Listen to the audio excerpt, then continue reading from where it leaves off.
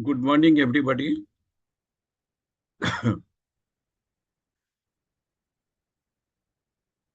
On behalf of Ravindra Psychotherapy Research Institute Trust, I welcome you all to this 124th Sunday webinar.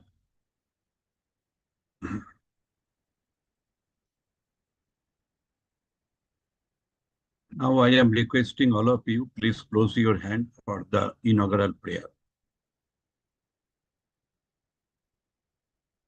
Om Shahana Bhavatu Sahano Punakatu Sahobirjam Karuvabhai Tejasvinavadhitamastu Ma Vidvishavahai Om Shanti Shanti Shanti. Now I am requesting our program coordinator Farah Ahmed to introduce the academic activities of RPRIT. Over to Farah. Yes, sir. Good morning, everyone. I'm sharing my PPT now.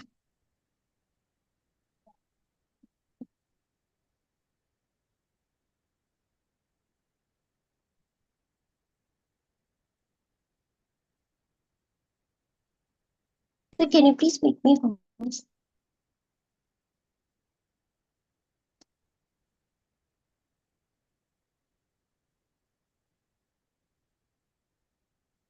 Please share the screen. Yes.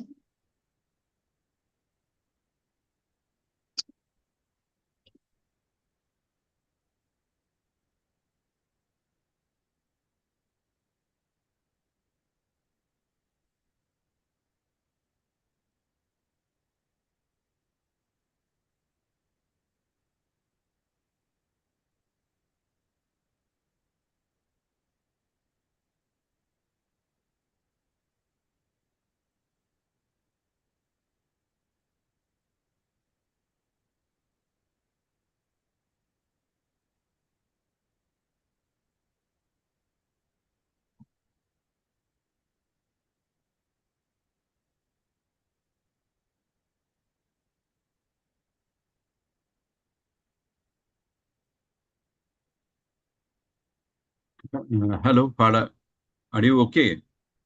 Yes, sir. Yes, sir. Just. Yeah. Okay. So, yeah. This is still. I'm not the host. Okay. So I'm not the host. I cannot. Yeah, I yeah. mean, Now you can. now I can. Oh,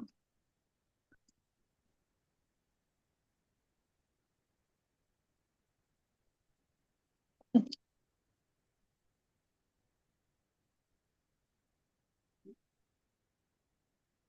Okay. So I'll start with the RPRIT logo.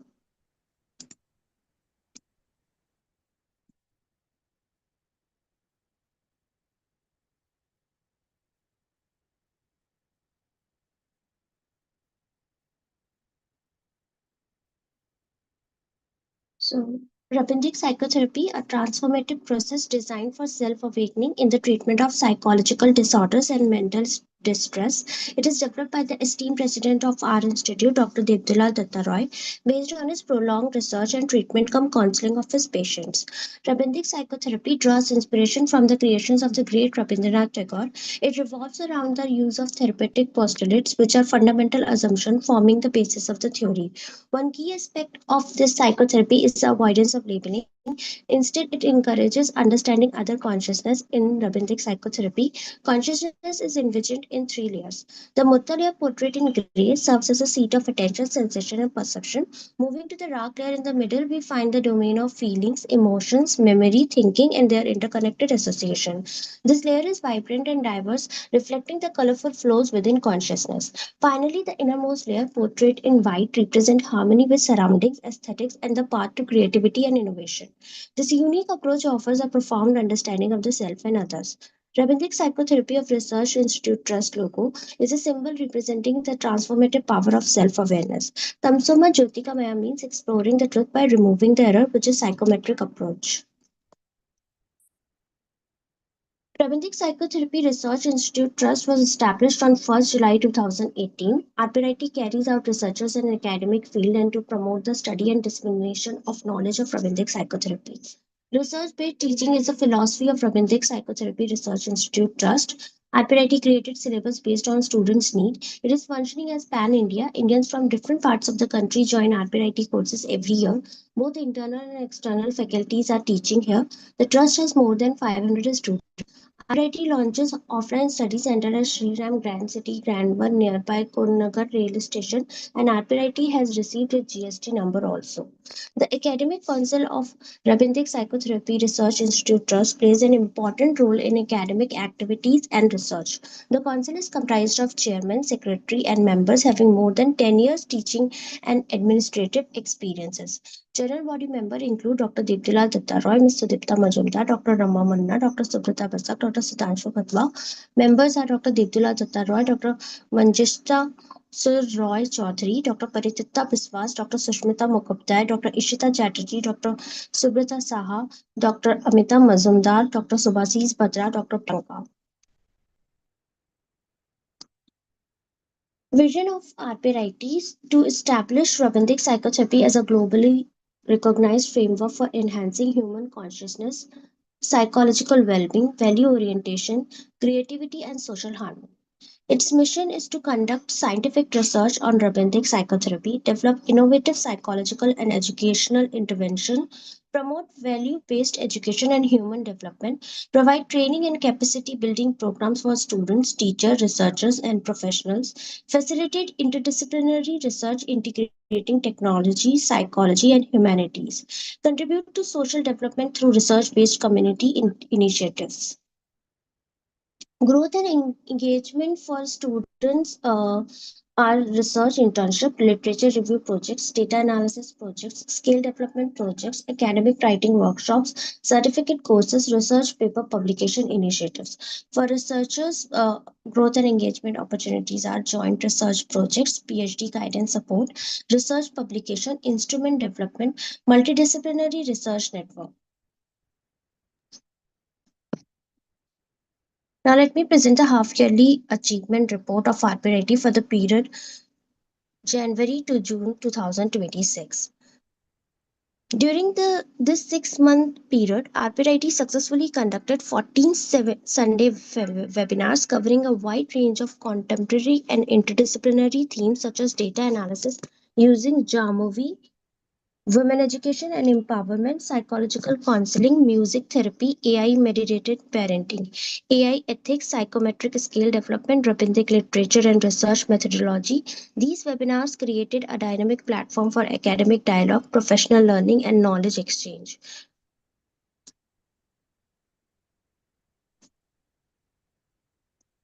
We were honored to engage 4 external faculty members and 19 guest experts from reputed academic and professional institutions, including ABBS School of Management, Bangalore, Amity University, Kolkata, Singur Government General Degree College, West Bengal, Nimhans, Bangalore, Siliguri B.Ed College, West Bengal, MMP Shah College, Maharaja Manindra Chandra College, NCRT, New Delhi, University of Dhaka, Rabindra Bharati University, Netaji Subhas Open University, Christ University, and the Institute of Engineering and Management. Their valuable contributions significantly enriched RPIT academic ecosystem.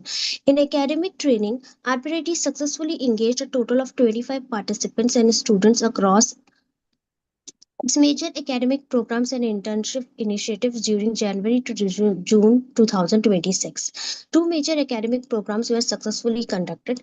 The 6-month online training on Foundation of Applied Psychometrics with Jamovi and R Studio, 8th batch, was completed by 7 participants. Additionally, the 3-month certificate course on Applied Statistics for Safety and Disaster Management using Jamovi was conducted in collaboration with ABBS School of Management, Bangalore, with 8 participants from Tata Power enrolled. RPIT also successfully conducted 160-hour research internship on mixed method research on selected themes extracted from Chandalika, with 10 undergraduate students enrolled. This internship provides hands-on exposure to mixed method research, literary analysis, thematic exploration, and research-based learning. In the area of industry collaboration, RPIT strengthened its engagement with three major Tata Power units and successfully involved more than 1,000 workers in psychometric data collection during January to June 2026. As a registered vendor of Tata Power, RPIT developed a significant research collaboration involving the creation of the safety consciousness scale and the conduct of psychometric assessments for worker classification based on safety consciousness across Tata Power Maithon, Tata Power Solar Tuticorin, Tata Power Trombay, and Hydro plant Khopoli, Mumbai. These collaborations significantly advance RPIT work in behavioral safety, applied statistics, and the development of a zero accident model.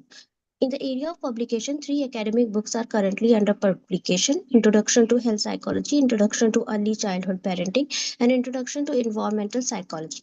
This publication reflects RPIT interdisciplinary approach towards psychology, health, environment, and applied behavioral sciences. These projects involve four academic contributors: Dr. Anjali Maurya, Ms. Rikta Roy, Ms. Ishita Mondal, and Ms. Libika Mondal, working under the guidance of our founder, President Dr. Devdulal Dattaroy. Dr. Anjali Maurya, faculty member at SVKM Narsi Monji Institute of Management Studies and a former student of RPIT 6-month applied psychometric course, contributed valuable academic expertise to the publication projects. Ms. Rikta Roy, with academic training in psychology and applied psychology and internship experience in reputed mental health institution, made significant research contribution. Ms. Ishita Mandal and Ms. Lipika Mandal, both assistant professor in nursing at Alia University and top performance in RPIT 4-month course on early childhood parenting, contributing contributing to the parenting focus publication. RPIT also achieved an important research milestone with one international research publication. Our indigenous scale was published in the paper titled Revisiting Marital Values Through the Lens, a study of Rabindranath path-oriented values in married couples in Kolkata, authored by Barsha Chatterjee, Dr. Payal Banerjee, and Dr. Devdulal Dattaroy, highlighting the Institute's significant contribution to developing culturally grounded psychological assessment tools rooted in indigenous knowledge systems. In terms of academic output, RPIT continued to foster research excellence and scholarly productivity. During this period, we completed 3 data analysis and PhD related research projects.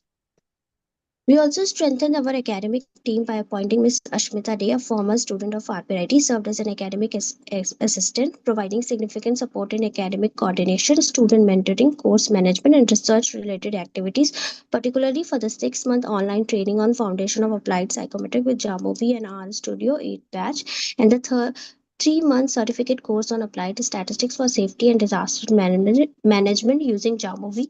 Ms.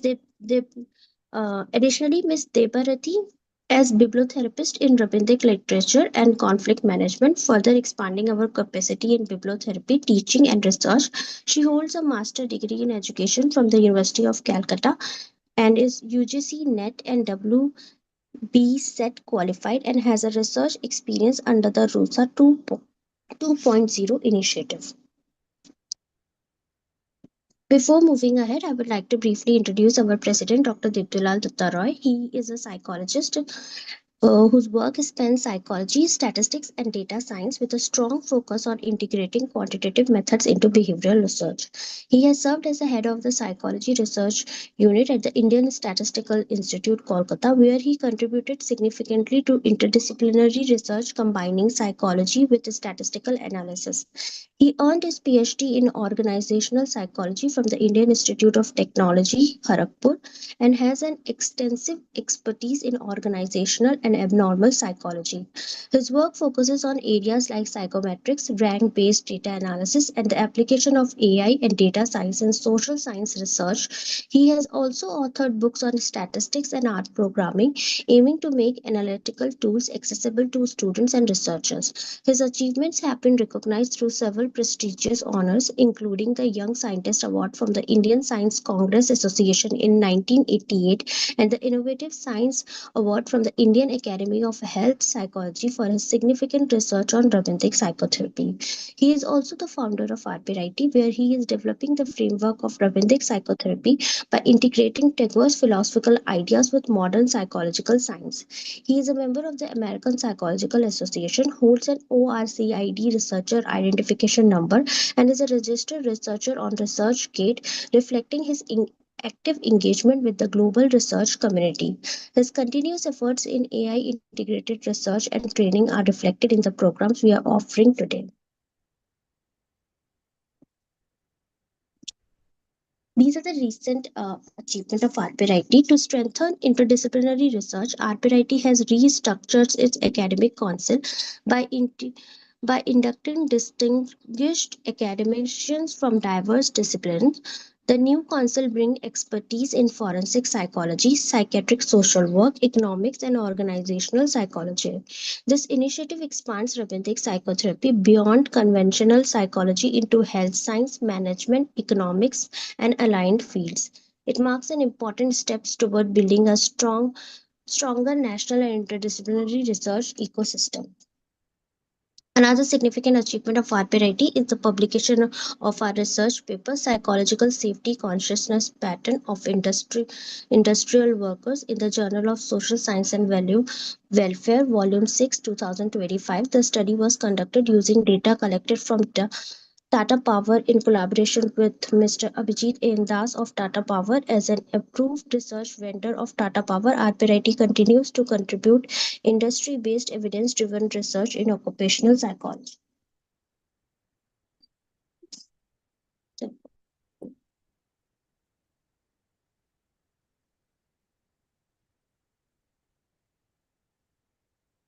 These are glimpses of our RPRIT newsletter, through which we regularly document and share our academic activities, research initiative, collaboration, and institutional achievements. Thank you, everyone. Over to you now, sir. Okay, thank you, Farah.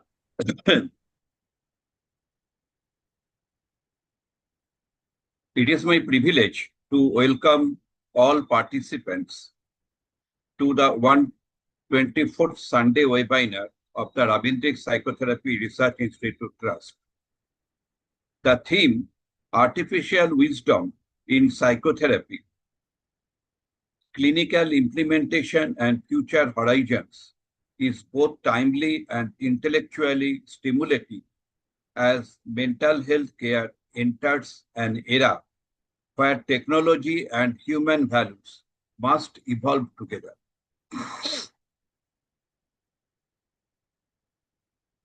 The abstract given by the speaker thoughtfully highlights how artificial intelligence, machine learning, and natural language processing are reshaping psychological assessment, diagnosis, prognosis, and intervention.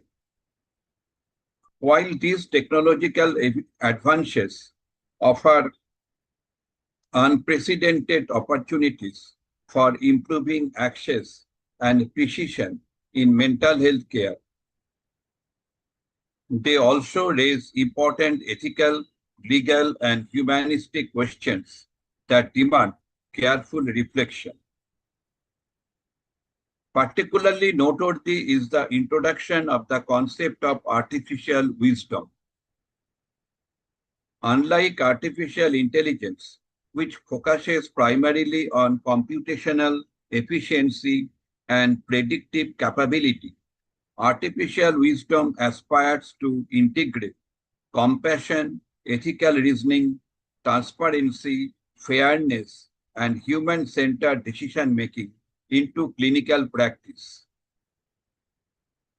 Such a perspective is especially relevant in psychotherapy, where healing depends not only on knowledge and technique, but also on empathy, trust, and respect for human dignity. I am confident that this webinar will stimulate meaningful discussions among psychologists, psychiatrists, social workers, researchers, students, and mental health professionals.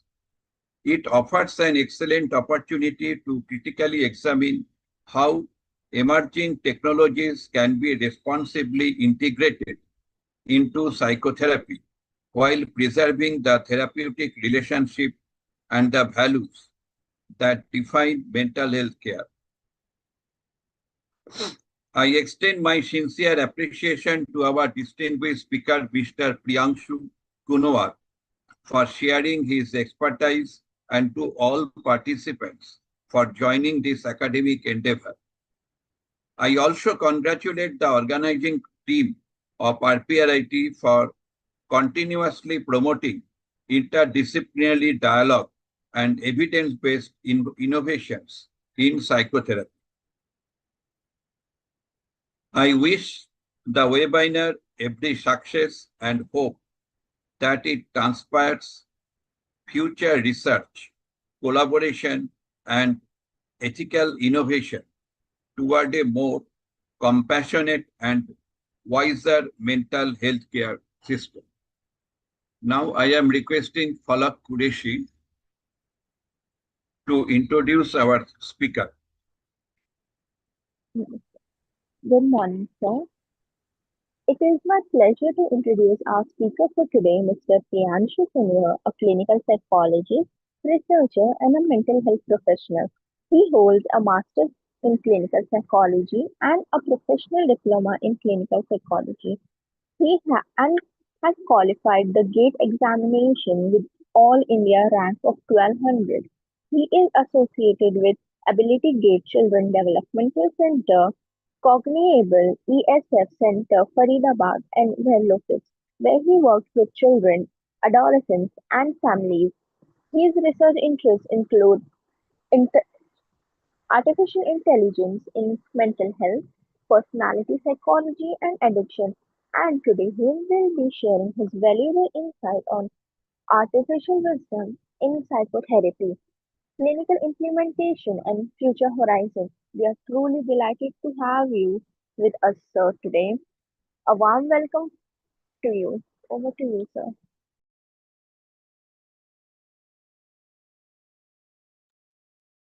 Good morning, everyone.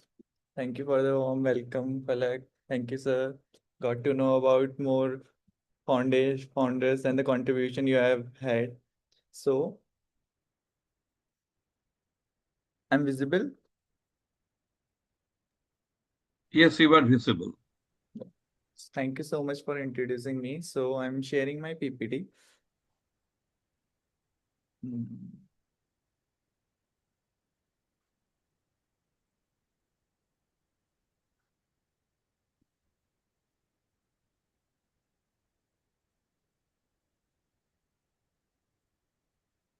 Just give me a sec.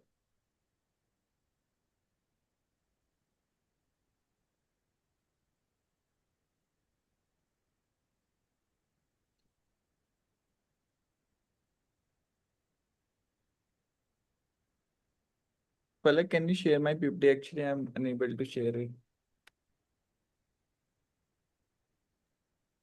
So, listen, sir, can you make the host so he can share? You can share.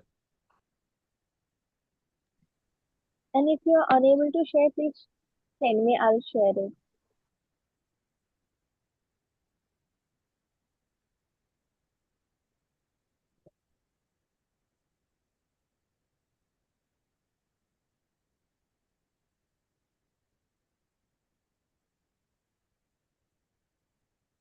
Is it visible now?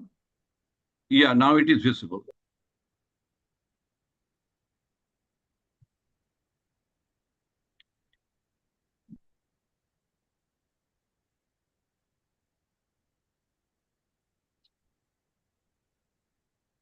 Is it moving also, sir? Yeah, it is moving.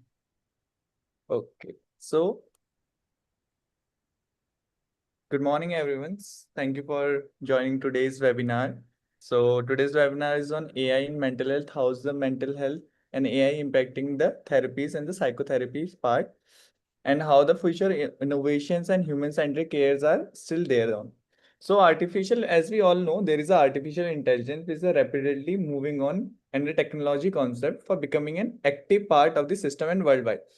Everyone as a person, we are using AI on the daily basis. So how the mental health and AI are being used for the assessment purpose, symptoms recognizing risk predictions, therapy, delivering a clinical decision. So when I'm practicing in my clinic, so there was a lot of things, the many of patients coming to me and saying, I have read these symptoms on the AI, I have done the AI system for the signs and symptoms, so might be it is a bipolar, I have read the signs. So there is a lot of happening last 2 3 years, so lot is this happening that many people are coming to the therapist and saying this is a AI purpose thing and recognize signs and symptoms. So how it is implementing our mental health while using the AI, and it is impacting to the therapy purpose. So while these developments are offering possibilities, but there is a very important and ethical, clinical, societal question which are arising now. So today's presentation is based on the Prisma model, which is guided with the qualitative reviews. So I have reviewed many of papers how the mental health is impacting. So 18 peers were reviewed for these studies. Rather than focusing on what AI can do, we are critically examining both its benefits and the limitation. I'm not solely saying that is a only limitations, but there is also some time of benefits. But as we discuss how we integrate AI responsibility on mental health practices.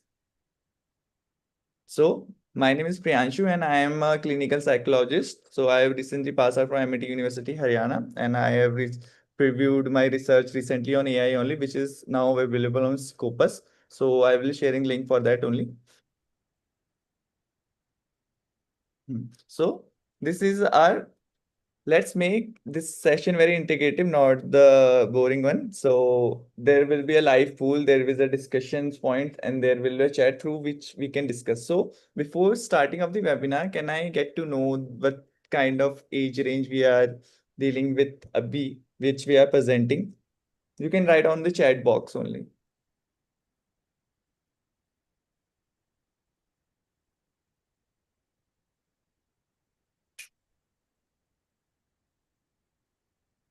Okay, 28, 19.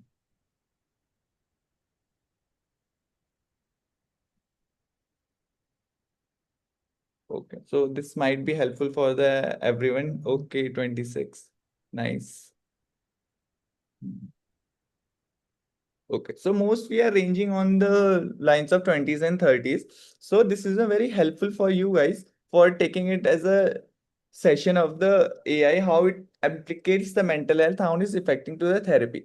So this is the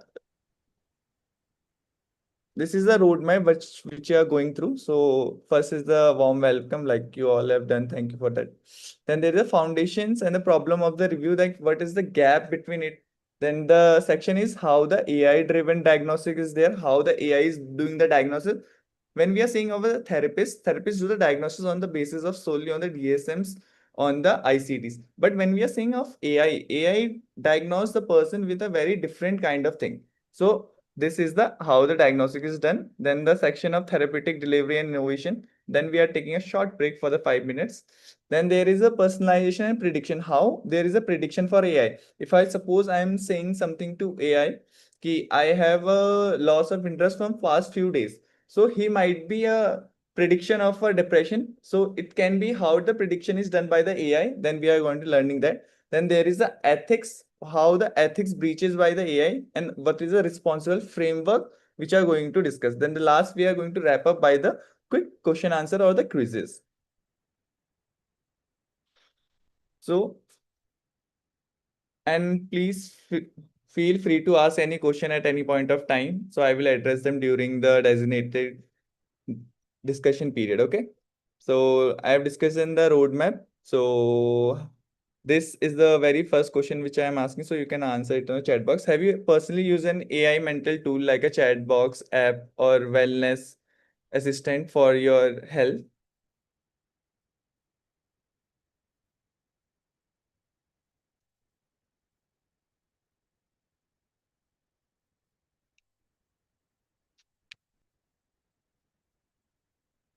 Hmm.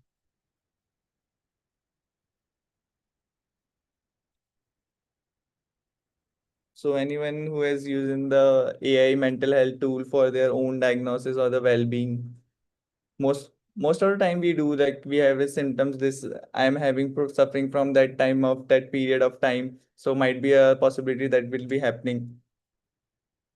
Many of us do. So recently, when I was walking to my clinic, so there is an incident. So they were recently when I was walking with the clinic, so there was a kid who was very hyperactive during the session. So he was already knowing all the symptoms of ADHD, like how not sitting in the proper place, loss of attention, limited attentions, walking through. So he's already know about everything about ADHD. So less psychoeducation was given to him.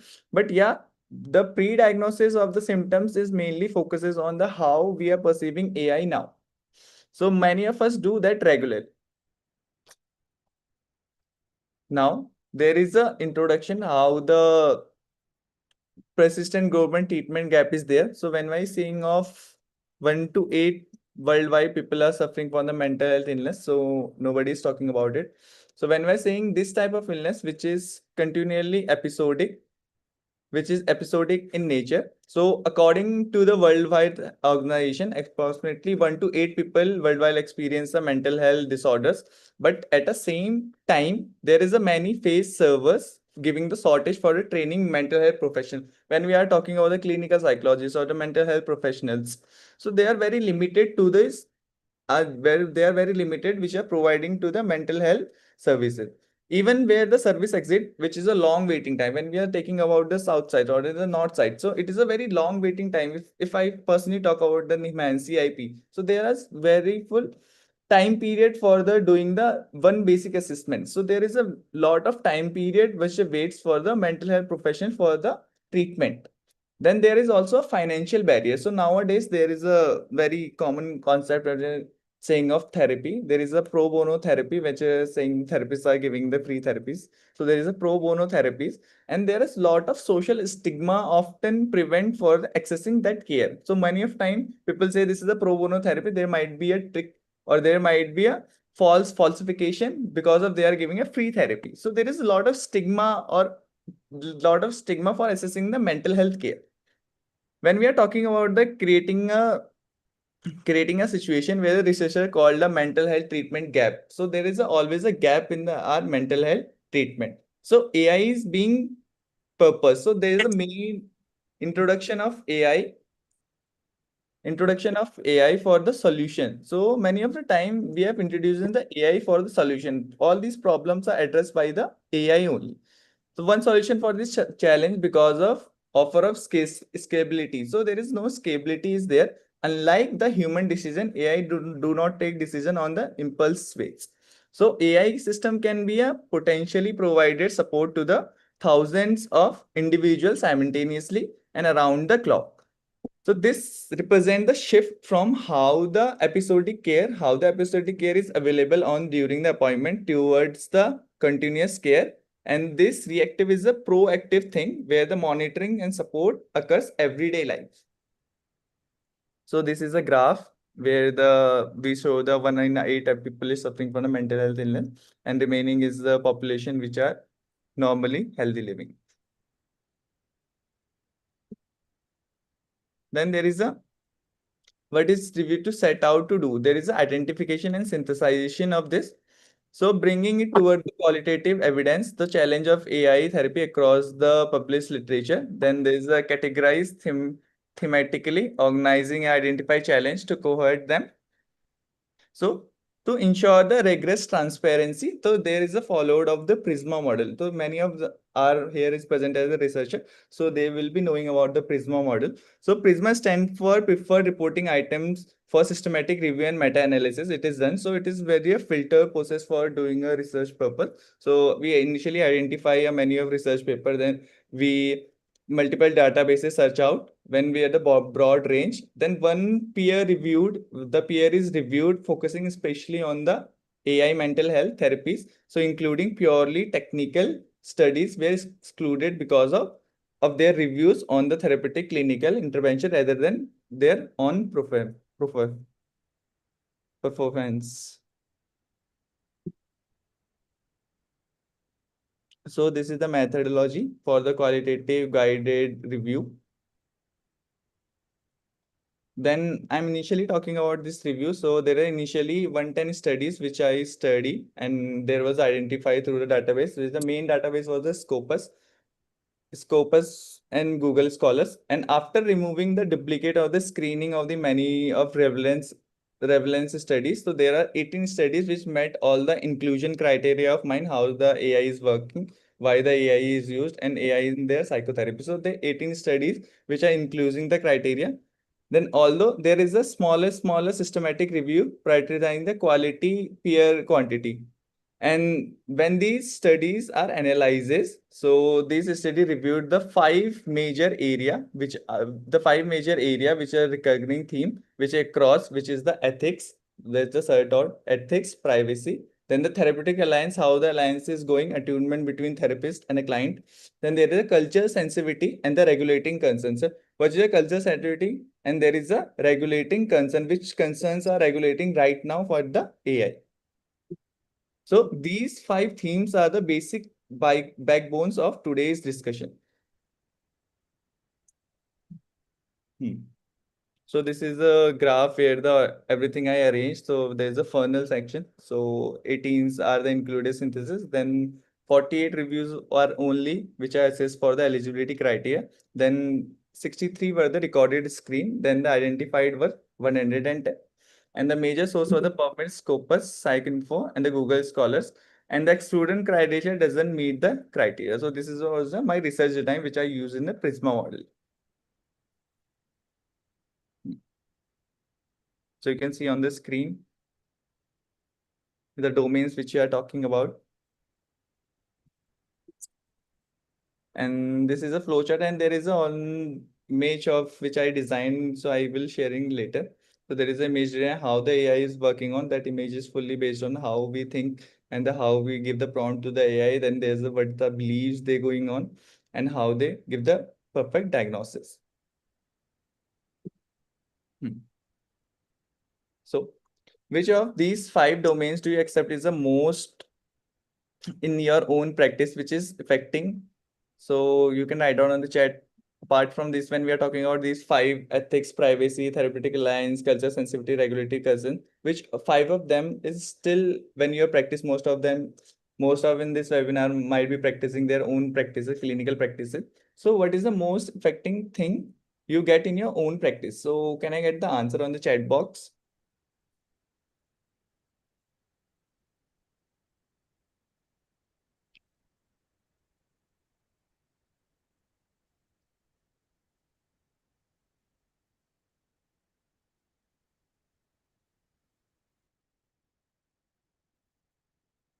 Domain slide. Okay, for a slide. So these are the domains.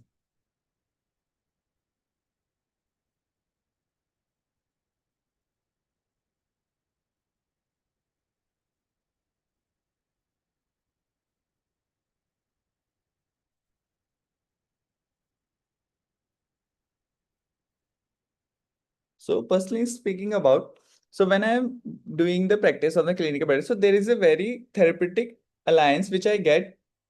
The major issue which I face among from five Point number domains. 2. Point number 2. Okay, ma'am. Data and privacy and confidentiality. Yes. The mostly I face this is a ethical concern because many of things say the basic ethics of the informed consent. So when we are taking of the informed consent, taking the client and giving all the beneficiation, fallition, there's a fidelity. So when we're talking about these ethics are about of a clinical psychology as a psychologist, so there is many of breaches by when we are taking of the AI things. So this is breached. That is which majorly I am fixing today's clinical practice. So ma'am is facing data privacy and confidentiality. Yeah, making sure. Okay. So there is how now we are going to diagnosing of the how the AI driven diagnosis is given. There is a early identifications of mental health condition. How the AI is going to diagnose the early identification on the basis of the signs and symptoms. Okay. So one of the most promising area in AI is early detection. So when we are saying of, because as a clinician, when we are saying we need a lot of assessments and a lot of case history when we are saying we are giving a diagnosis to someone. So when we are talking about the AI on the other hand, he give diagnosis on the basis of 2 to 3 symptoms, which is highly inappropriate. So one of the most promising area is AI is early detection. Traditionally, when the diagnosis is reliably on heavily on the clinical interviews, when we're saying today's diagnosis, which are heavily on the clinical interviews and the self-report measures, while the valuable things of this method depend on individually recognizing, communicating their symptoms. So when the clients come, they communicate their symptoms, we do the assessment, there is a case history. So basis on all these things, we give the diagnosis. But AI introduce a different approach to the therapist because it analyzes on the behavior on the biological pattern. So only 2 things required for the identification for AI for a mental illness. There is a behavior and the biological pattern.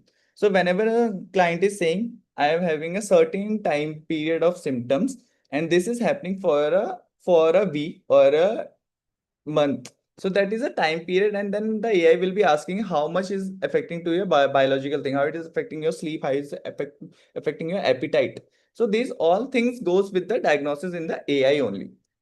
So that indicates, so when we provide that basic information to the AI, that indicate a distress before the individual and continuously recognizing it to themselves.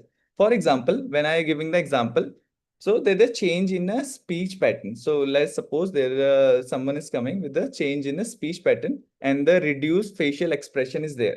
The speech is reduced and the pattern is changing. So, and he's also saying there is a disturbed sleep and the cycle of alteration of one behavior. So when we're saying online, all this serves a potential indicator for mental health difficulties. So basic difficulties saying ki decrease if the client is coming for saying that I have a low self-esteem and my appetite is getting reduced. So might be indicative of the mood disorder. So that is a major thing. But when you're saying solely on the AI detection, so it will be saying only the it being more classified to the mood disorder into depression type. So that's how the AI works.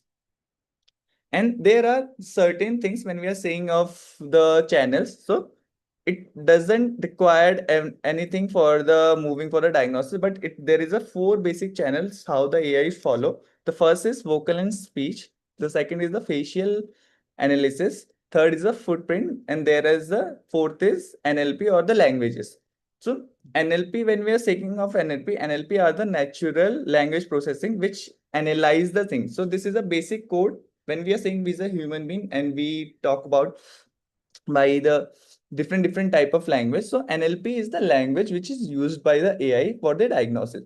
So when we're saying of NLP processing, it is a written or the spoken language for the identification marker. So there are different type of markers for analyzing. So there are digital footprints. For example, you have only seen the images on the, now it is a very viral video. So when you are talking about the sound fixation, so in the foreign researcher, what they are doing, they are taking the voice of any animal. So when they produce a specific sound, there is an NLP going on. There is a small connections of network which is going on. So they are able to identify what they're trying to speak. So there is a more research which is still going on the abroad. So how that NLP works. So that is a basic connection of all the networks they are forming and able to recognize how our brain works when there are certain commands. So that is how the natural language processing is there. So it is a vocal language and it is a written expression in the AI. So the goal is not to replace the clinical assessment. So my goal is not, I'm not solely against or the AI for the limitation for providing a diagnosis, but yeah, there's a clinical assessment, but provide the clinician for the additional information, how to make a expertise in the AI for using it for the future horizons. So when we are talking about these 4 distress detector, so which is the 4 channels. So when we are talking about vocal and speech, so there is a reduced pitch variability. So producing for vocal gesture link depressive societal state. So first one is the basic classification which is fed into AI, how the books are fed into AI, the diagnostic criteria, which is followed by the vocal and the speech. Then there is the facial analysis. So what is happening when you're using our chat box and a mental health illness? So when we sit in beside the screen. So we don't know who is the beside the screen. So when the camera is open, it recognizes our facial analysis and the vocal and the speech. If the speech is reduced, might be indicative of depression. So if the speech is increased, it might be indication for mania. So how the vocal and the facial analysis help on the basic diagnosis? Then there is a digital footprints. How we saying there is a link, you have to provide your initial IDs there. So when we provide the initial ID, it goes through all our basic database of our medias, how we were earlier and how we are now. So this all that thing provide a certain diagnosis for the AI. That's how the multi-model pattern recognition in AI.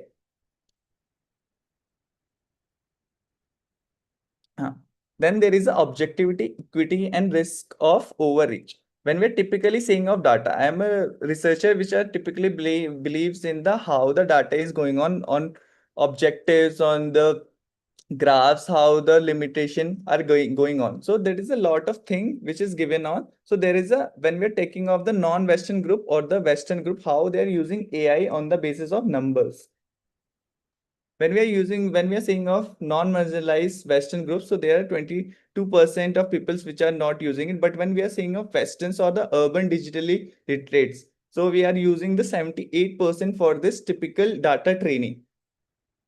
Then objectively, there is an algorithm, not only the neutral as their data. So AI is a driven diagnosis promises for the greater objectivity, but the promise must be a critical examined. If the database, so we are talking about the databases because AI totally work on the databases. How many clients which are coming to the AI on the daily basis, making the database for a new diagnosis for the future.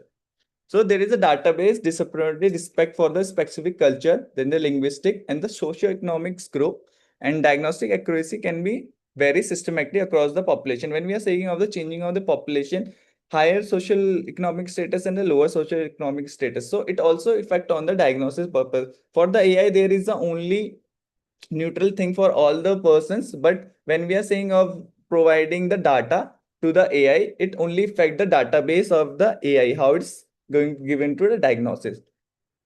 So AI diagnosis should not be understood as the replacement for the clinical judgment, because clinical judgment is always precise on the basis of their clinical histories and the assessment. But AI data set is only data set which is given by ourselves only. So it can be manipulated, but the which a diagnosis which is given by the clinician, it cannot be manipulated. But as a decision support for a tool, so AI can be used for the decision support tool, which can expand the perpetual research while remaining anchored with the human interpretations. Okay, so there is a second thing. So AI diagnostic trained mostly on the Western urban data flags and rural patient speech pattern atypical. What should a clinical do? So I have told you, like when there is a speech pattern which is either increase or decrease, so the atypical speech pattern, what should a clinician do the first thing? So can I get the answer on the chat box for this?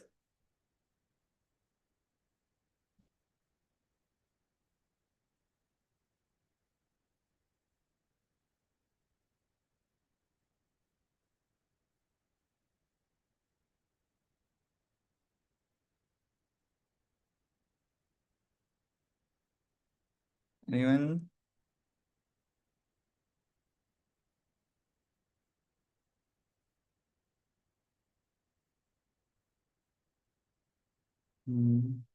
Okay.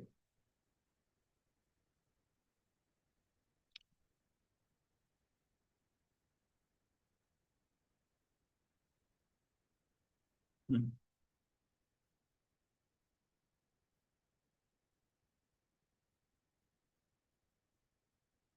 So, so when we are saying of there is a client coming to us, then there is a atypical speech pattern, but it's the most basic thing which the clinicians do.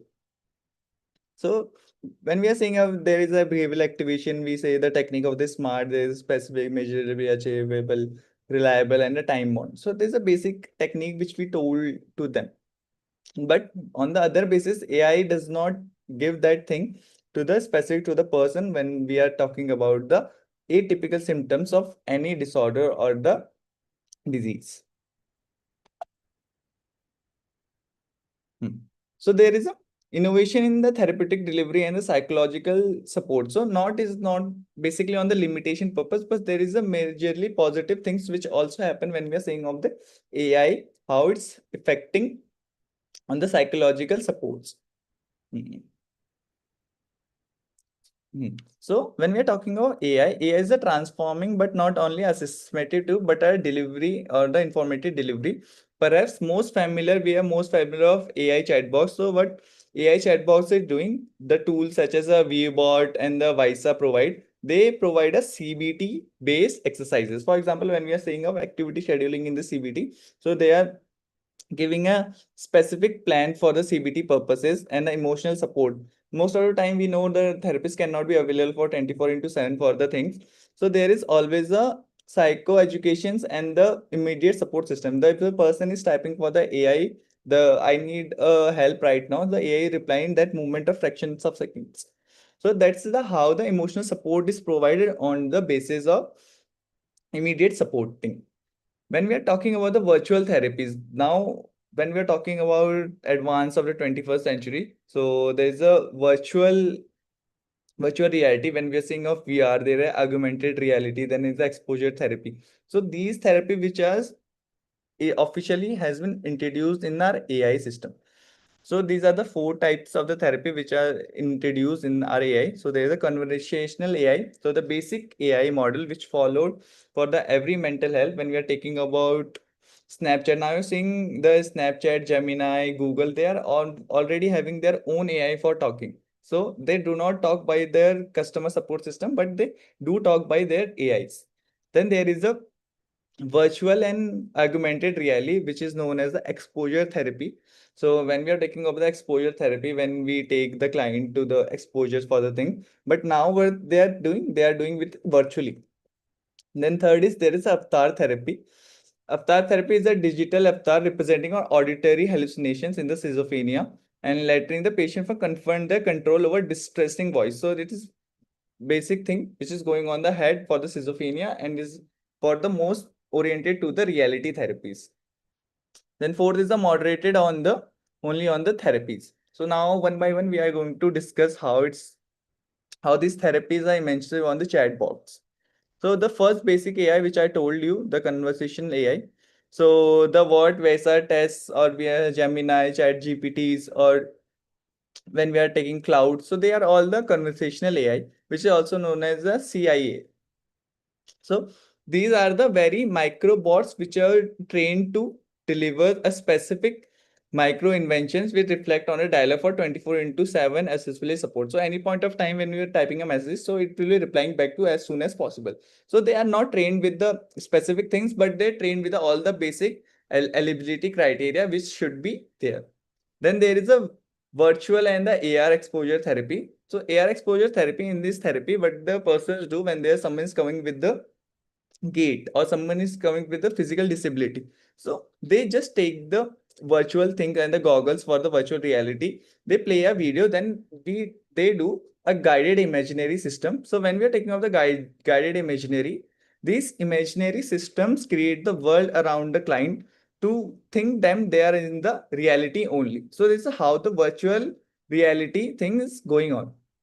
The virtual therapy is another exciting innovation given by the AI by creating the control over all the visual environments. So if the client is saying they want to go here and there by, but they are physically disabled, so what they are doing, they are changing the places of the system for the stimulation that the safely it's a like a exposure for individual like a fair system. When we are saying about conditioning or the when we are saying of phobias, when we are saying of panic attacks, so they are stimulating the client to the specific condition for the fair situation to gradually reduce their anxiety. So how this AI is working as a exposure therapist. Then the third is the avatar therapy. Avatar therapy has shown the promise for individual experiencing auditory hallucination, allowing to interact with a digital representation for their voice. So what is happening in the avatar therapy when the client is saying they are hearing a voice? When they're saying they are hearing a voice, so they AI, what is AI is doing? AI is doing the creating the second module for the voice, so they can interact with their own voice. How the interaction or the conversation is going on. So this is a very advanced thing which is the AI is doing for mental health professionals. Third, there is a moderated on the therapies, which is a increased accessibility for the flexibility, particularly on individual who might otherwise not receive the support. Most of the time when we are taking of the mental health professional, the clinicians, so many of the time there is a foundation of the fee purpose, because as an individual there is a fee charging for an individual for clinician to practice, but on the other hand many of the persons were unable to provide that fees, so they are giving that thing to the chat box, and they're saying this is a very helpful for thing because it provide an immediate response to them. So they do not require any waiting time for them, but they are getting an immediate response from the AIs. So how that is a replacing things for clinicians to the AI, how it is the replacement is going on. Okay. Then there is which type of tool you trust the most for friends and family members. So now I have told you the basics of all the four. The peer support system is the most, where the 5 to 6 people come together and they talk about the common illness. Like when we sing of group therapy, a therapist came and doing a group therapy for the 10 to 15 people who are holding the same psychological problem. But when we are saying of the peer support platform, there is a platform where all the same type of mental health illness came and recognized, and they talk about the illness of amongst themselves only. So when we are saying of this is not all the negative part, but yeah, this is a positive. So when we are saying of tools, which is a trusted for friends and family, can you answer like what is the most interesting of amongst four of them? You like the most interesting therapy, which is still going on our AI part. You can write on the chat box of the comment. Mhm.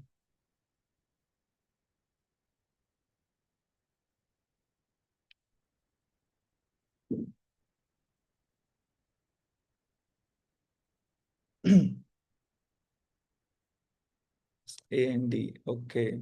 D. D. Acha, how many of you mostly use the conversational AI chat box? I do. I do. Most of the time when I'm facing a very distress, I usually talk with the AI. This is problem is going on. This area is affecting me, and I'm not able to get the answers. Can you please help me out? And also, I have given prompt to my AI like uh, always call me, sir, Priyanshu, sir. So it boosts our mental health and it boosts our self-esteem. So this is not the negative part. I also in the support of the AI use only. Okay, nice. Niravathinath, nice, nice, nice, nice. Okay, let's move on the other slides. Hmm. Okay. So, are you willingly to take a break for 5 minutes or should I continue?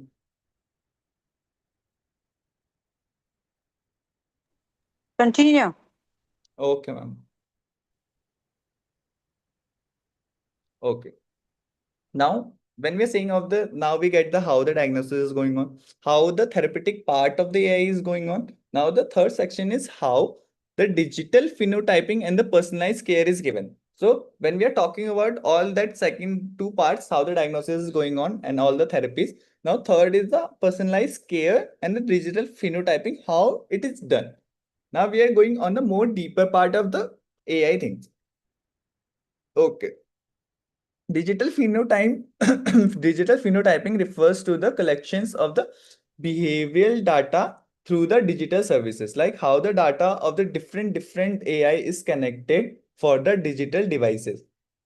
When you're talking about digital phenotyping, there is many of thing which is introduced like a speech, sleep and the physiology, speech and the languages, EMI, yoga, and there is a mobility activities. So how the data is processed, it is the active or the passive. The data is divided into two parts, how it is mobility is given, the active part and the passive part. First, when we are talking about the passive part, so every day when we are using our smartphones, when we are talking about a smartphone, it generates information about a movement pattern. So everyone, have you seen in your phone, there is a thing of a tracker of the sleep and there is screen time and there is also the number of steps you have taken. So all this information is a generative information of you individually. So when we are talking about, most of the time we have seen you have walked the 10,000 steps, or you have slept for 8 hours, or you can say your screen time is 4 hours. So these are the specific data which of individually we are given to the AI. So these all data affect on the diagnosis when we are saying of AI things. So this is a communication habit when we are talking over the phone calls, when we're talking in the WhatsApp chat, or we are talking about on the Instagram app. So this all is the communication pattern which is recognized by the AI. Then our the sleep routines and the activity levels, how active we are. If AI knows that I'm as a therapist, I go clinic by the 9 a.m., then come to the 7 p.m., then I go for the walk or I go for the park. That all activities recognizing on the passive data which is going on in AI.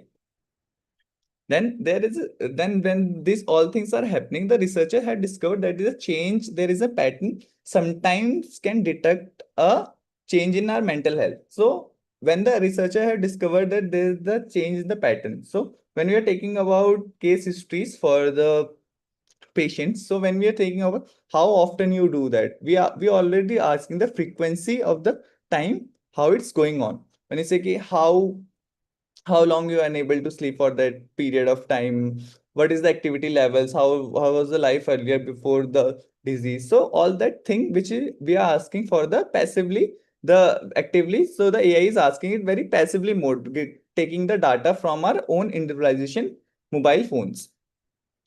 For example, the common example when you given a reduced mobility or the social withdrawal, irregular sleep pattern produce the depressive episode. The main when we are saying that sleep is decreased and social withdrawal is there, the sleep cycle is irregular, so maybe predictive of depressive episode is commonly given by the AI.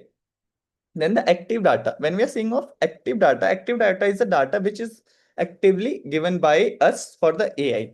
For example, the last question only when I am saying I given the data to the AI, started today that I am a clinical psychologist or I am a clinician, I am a researcher. That is the active data which is provided by us to the AI. So how this data is inferring to the diagnosis. So this is a digital phenotyping, how the data is filled to that NLP. When I'm talking the earlier two slides, so there is a NLP when I was saying of NLP, natural language processing. So these are making the data sets.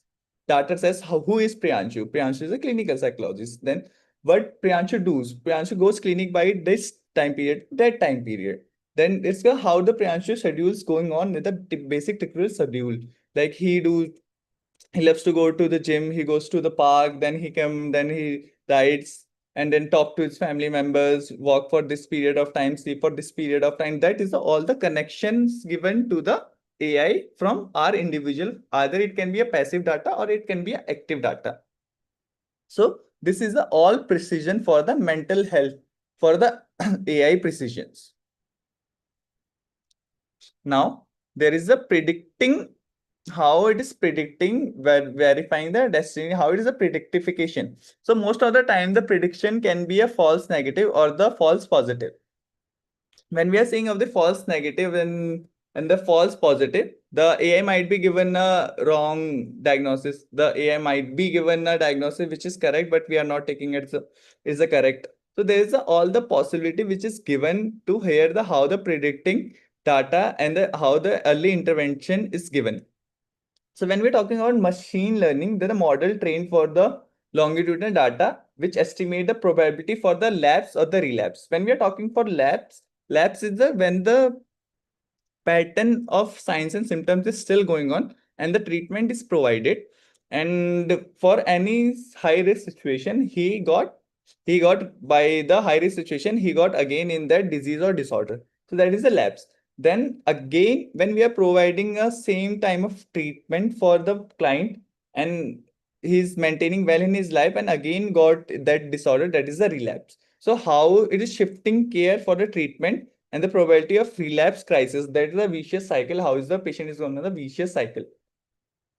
Then there is a benefit and the source of tensions.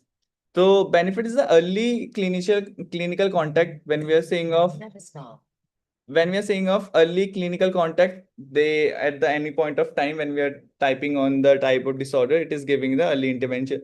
then it is providing a tailored plan for when we're saying now see the two perspective of a clinician and the POV of a chatbots. When we are saying of adjusted treatment plans, we are saying a treatment tailored therapy. We are requiring a lot of stuff for the clinical history. When we are talking about friends, family member, contactness, their closeness, there are a lot of things when we are asking, when then doing the assessment. So majorly it requiring 2 to 3 days for initial case history. Then we are requiring 4 to 5 days for all the assessment and providing a treatment plan for an individual. But when we are seeing on the other hands of AI, when we are giving the active data or the passive data to AI, it is the fraction of second he is giving the adjust treatment plan for the client. So that is a benefit for AI and the for the patient for getting a treatment from the early hand or the first line treatment getting. Then there is an antiseptic care which can reduce the morbidity and the mortality rate. So when you're taking out the morbidity or the mortality rate, so there is a change for AI that is giving to the mortality, the declining rate of the healthcare.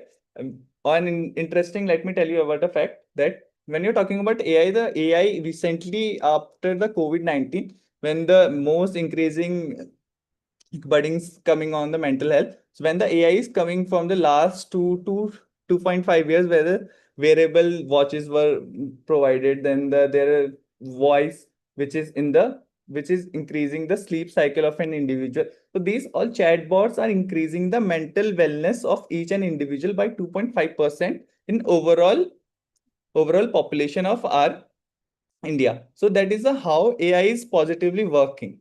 Now there is not all the positive, but there are the tensions also.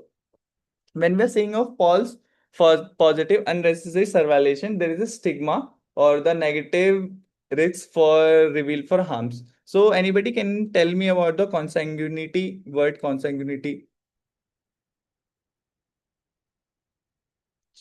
on chat?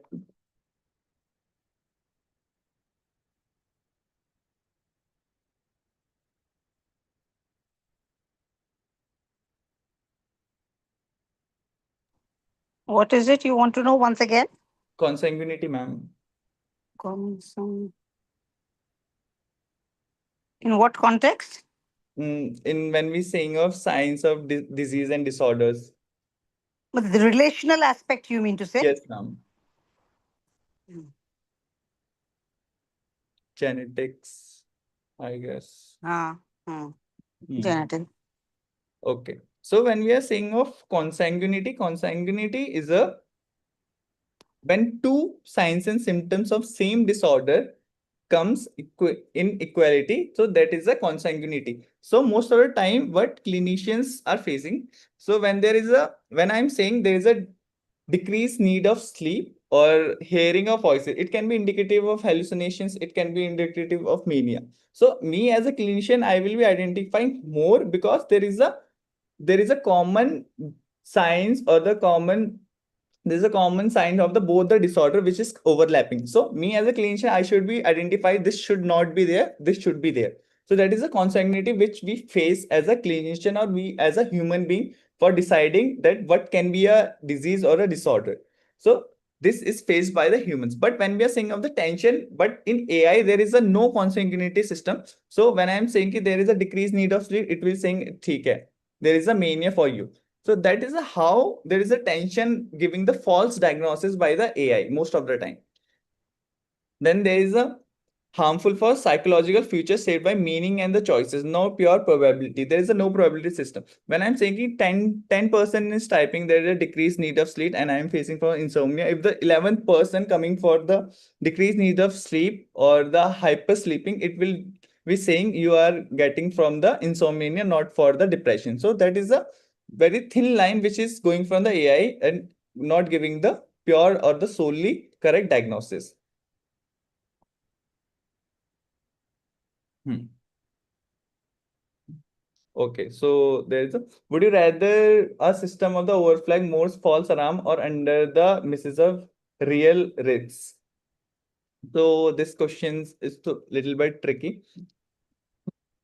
So when we are saying of the false alarms are the signs and symptoms which is falsified by our body For example, mm, when we are saying of magical thinking, agar magical thinking, if this pen is not be opened, something bad will happen. Or overvalued ideas, this should be done in this way. So this is a very false system. Sometimes our brain do with us for not taking the task completely. So that is a false alarms. Okay, so most of the time आपके साथ भी हो रहा होगा, that is the false alarms is going on. So can you give a example of your false alarm which is given by your body for not doing the work?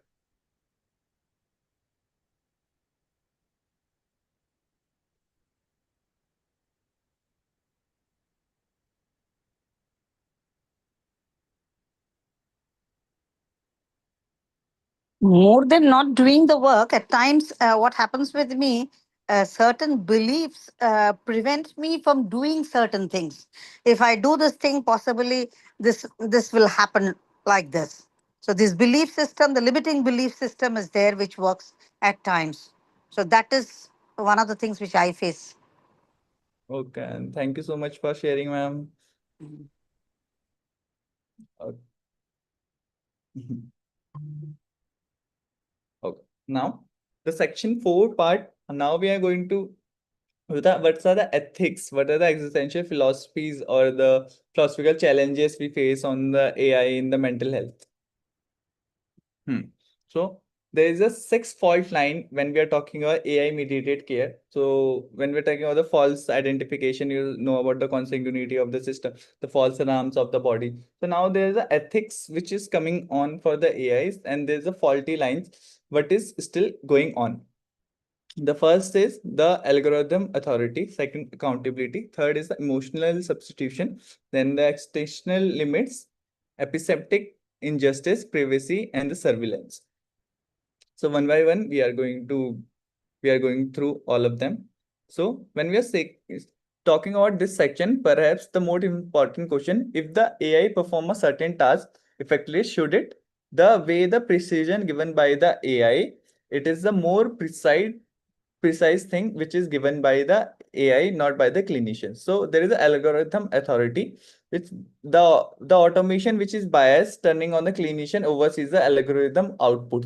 So many of the time when we are setting data to the clinician, I don't know most of the clinicians do or not, but what I personally do, I give the make the documents for each and every client of mine, so which can be put for the data purposes for the any time period in next 2 hours or next 2 months or next 2 years. Then any client is coming to me, I have a certain data or the case history file for him, so I can review it for that instance. So it will be taking a time.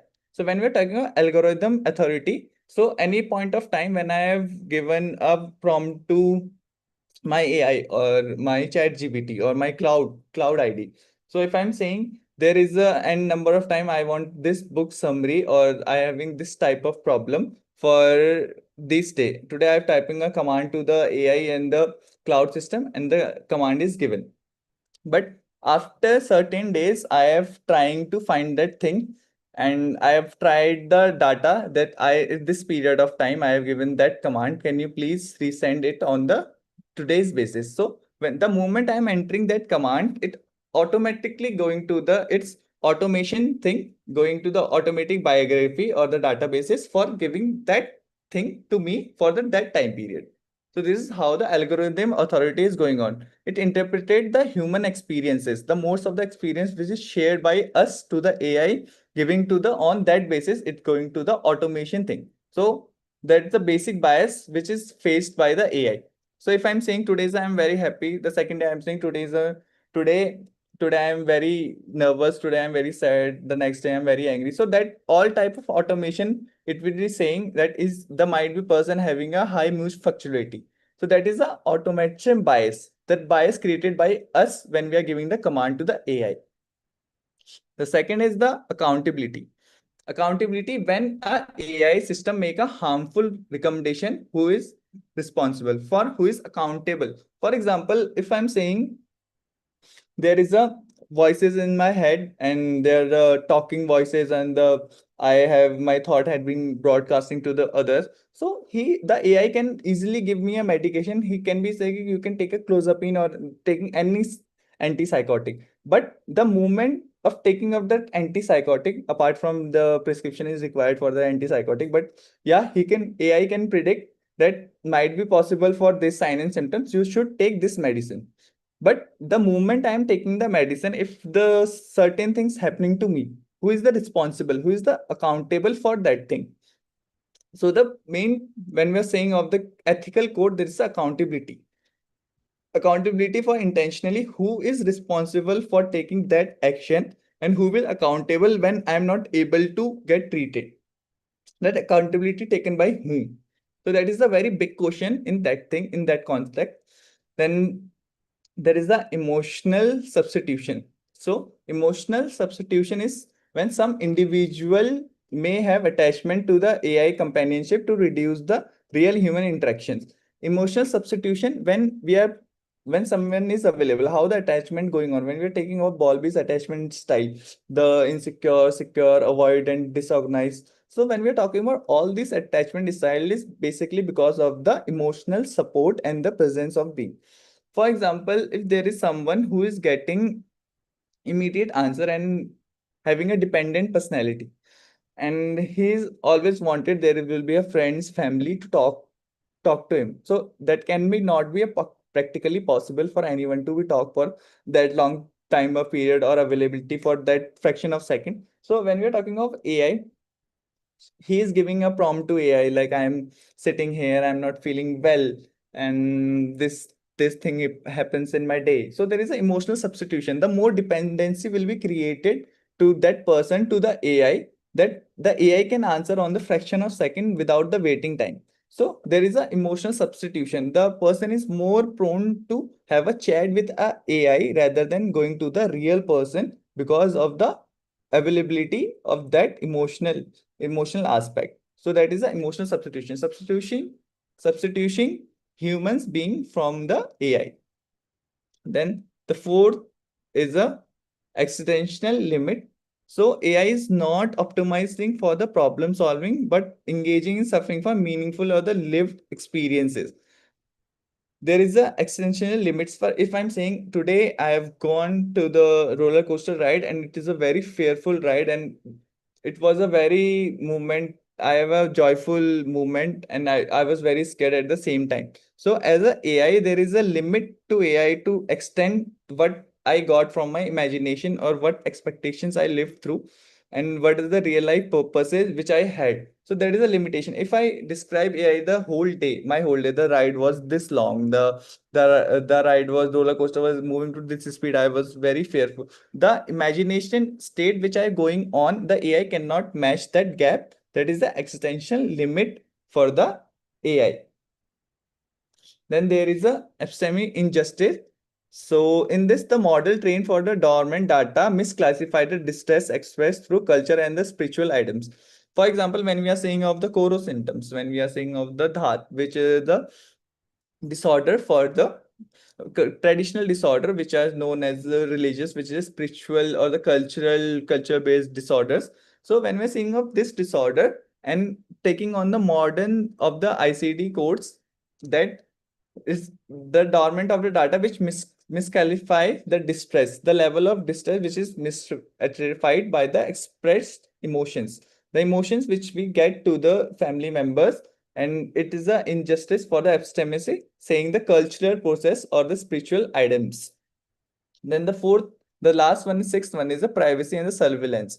So when we are talking about the AI, when we are recognizing or any data we are installing on our mobile phones, so they basically asking for the permissions in our mobile phone. The basic permission like, can you allow for the camera? Can we allow for the location? Can you allow for, can you can you allow for accessing mic? So that all that thing we are allowing on the part of it. So it is continuously monitoring all of our activity, which is a constant and surveillance on us, which is a risking the individual for right for not getting the information breached. So that all are the six majorly lines which AI is mediated for doing the six faults which are still facing on the AI.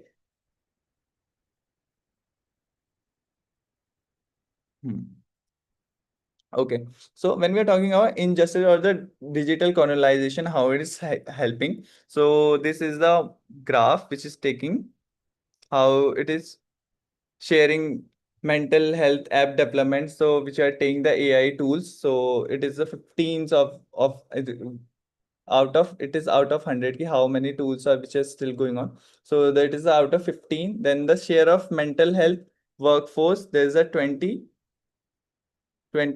And the most important is whose mental health models get exported. Like when we're taking off, when we're saying of NLPs and the datas, how the mental health getting exported. So there is a ethical global mental health towards the participating design. The global expansion of AI-driven mental health took the imposing for the Western diagnostic framework on the societies for distinct healing traditions and on to going for selfhood. The meaning of this is when we are taking a specific diagnosis for it, the evidence suggests which is responsible for AI implications require on the access for the multiple levels. There is a technology level, then a clinician level, the relational level, there is society level. So these levels are the AI is working on. When we are taking of the ethics, global mental health, there is a participatory design for the local communities. So when there is a design for the communities, there are CBRs, community-based rehabilitation processes providing by the company. When we're saying contextual adaptation for diagnostic framework, it is providing a framework for the contextual purposes, giving the basic tailorized therapy and initially the plans for the individual and giving the genuine dialogues between innovation and cultural wisdom, giving a thing provided for on the real base time on the how we are taking. If I'm saying that I'm this much level of educated and having this sort of type of occupation, it's giving a genuine dialogue between a person how we are going on to it. Then the last one is AI use a tool as many, not as a universal solution. So it can be used for the helpfulness for taking a help, but not solely relying on AI for getting a proper tailored treatment. Okay. So should an AI system ever recommend a treatment change without a clinicians or not? So on your purpose, how the AI should recommend a treatment change without a clinician or not, or it should be a collaborative process. So you can answer it. It should be a collaborative process. Okay, ma'am. Anyone else?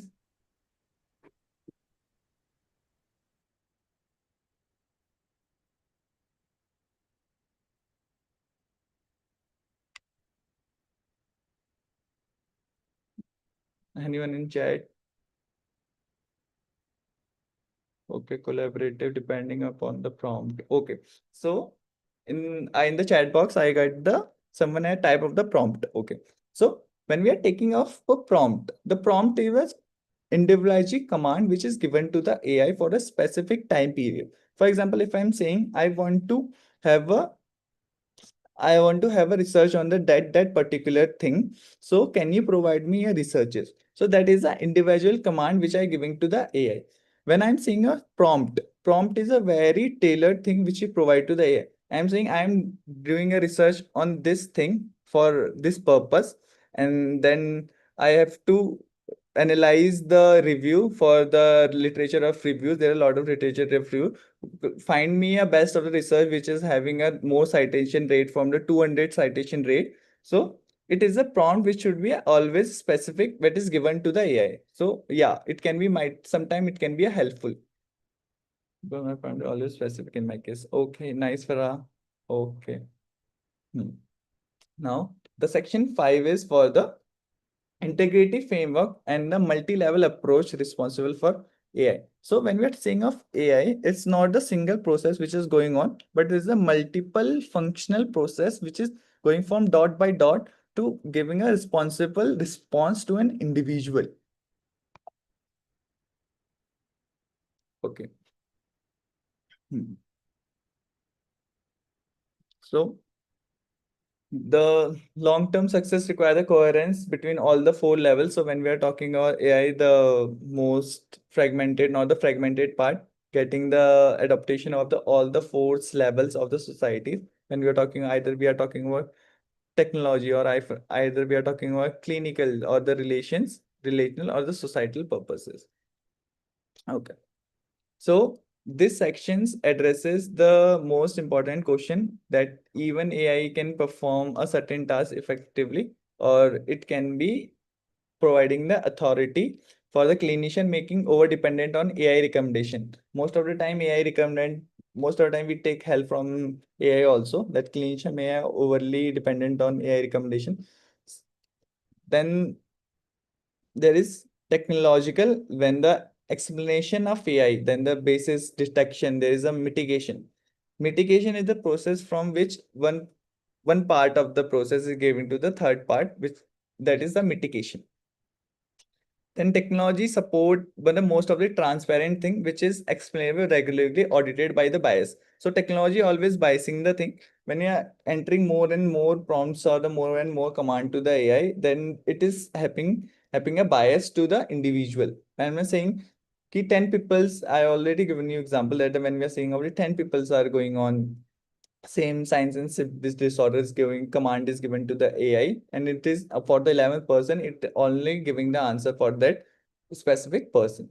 Then there is clinically, when we are seeing a practitioners, when we're seeing of the clinical psychologists or the mental health professionals, the psychiatric social workers, practitioners need to training to interpret the AI output appropriately. Most of the time, AIs give the output very correctly, but we as interpret it as a negative way. We cannot interpret the things what the AI is saying.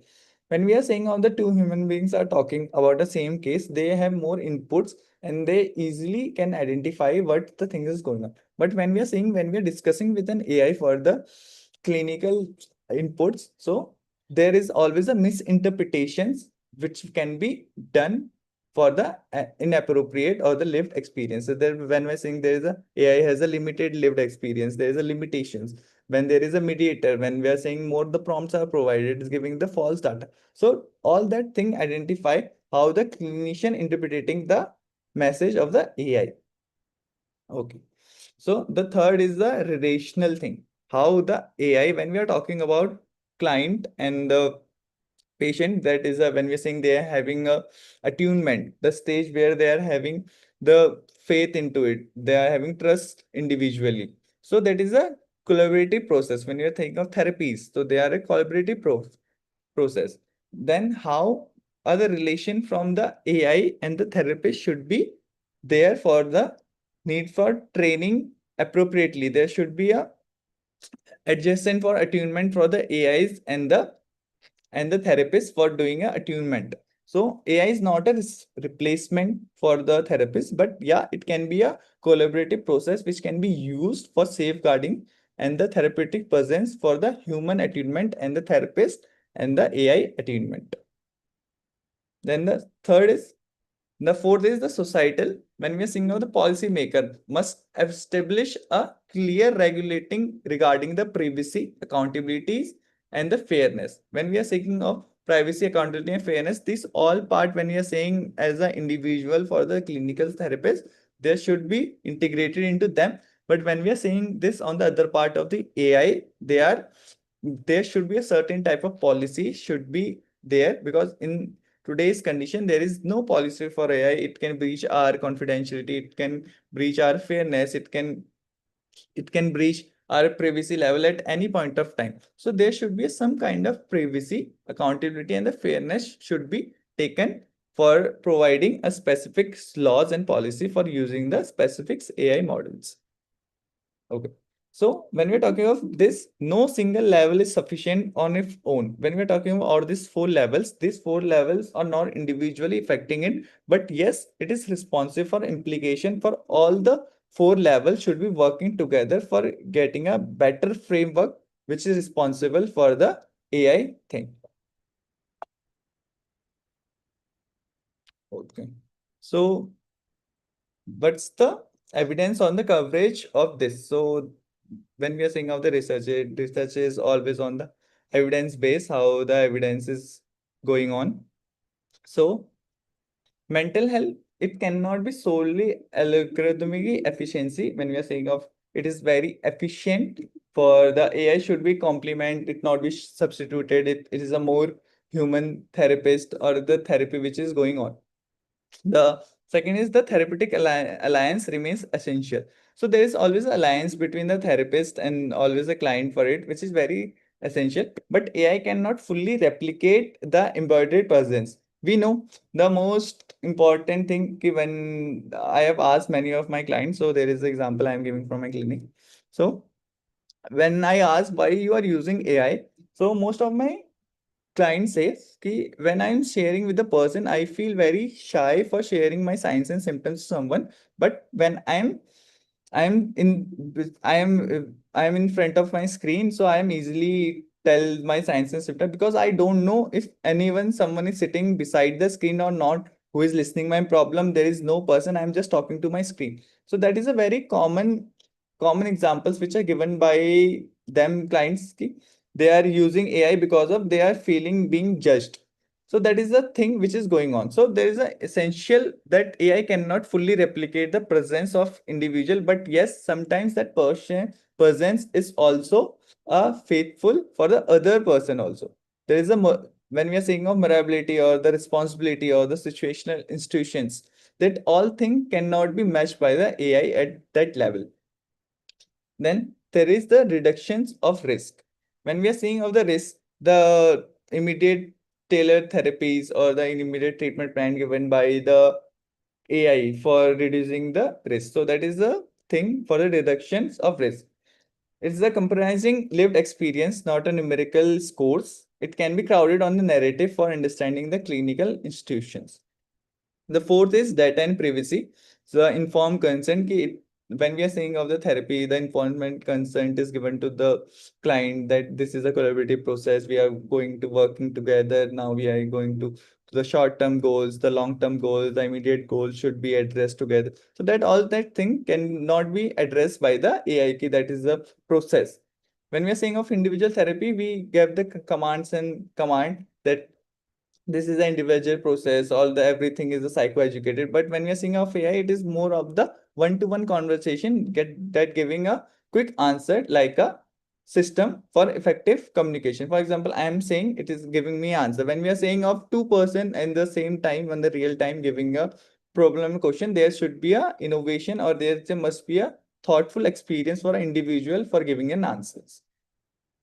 The fifth is the successful integration, which requiring a workforce training. So when we're saying the many of institution has started for working the AI, when we are talking about many of institution, they are working for the trained AI assistants or giving training to the clinician to using the AI very efficiently for the readiness for using the mental health supports care system. Okay. Then there is a limitations. So when we're talking about limitations, the finding with the appropriate cautions. So there is a language scope, secondary data, and the steady heterogeneity. So when a language scope which relies exclusively on the English language publications, potentially unrelated on non-English scholarships. So many of the time, what is happening on the think there is a bias of the language bias in which the AI is using. When the typical AI which are using with the chat GPT in our country or the cloud AI, when which are using in it, so it is always giving in the answer in the English part. But when we are saying of it's changing to language to the Hindi, there is always a barrier for the scholars to do that thing. Then there is a secondary data. So secondary data is a qualitative sources rather than the primary fieldwork. There is a research on the research when we are saying upon the analysis on the analysis. So there is a withdrawn for secondary qualitative source that is rather than a primary fieldwork or the original patient interviews. The interviews which is giving by the patient when you're saying of testimonials. The individual which are giving their testimonials after getting treated, they are sharing their overvalues how the treatment is going on, what things are initially giving in the given in the treatment, what kind of medication is there, so that all the secondary data or the patient interview given to the AI for the interpretations of new diagnosis or the disorders.